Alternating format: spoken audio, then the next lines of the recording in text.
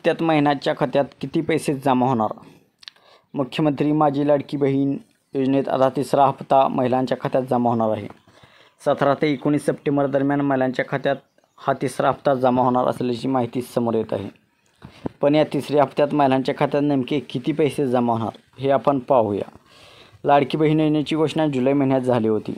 त्यावेळी अनेक महिलांना तात्काळ कागदपत्राची जुळवाजुळव करता आली नव्हती. त्यामुळे या महिलांनी जुलै 31पर्यंत अर्ज करण्याची डेडलाईन चुकली होती. अशा महिलांना ऑगस्ट महिन्यात अर्ज करावा लागला होता. त्यामुळे या महिलांच्या खात्यात 1500 रुपये जमा झाले नव्हते.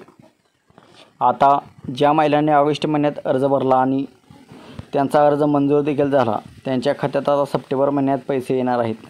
या महिलांच्या खात्यात जुलै, ऑगस्ट आणि सप्टेंबर असे 3 महिन्याचे एकत्रित एकूण 4500 एकदम जमा होणार असल्याची माहिती समोर येत आहे.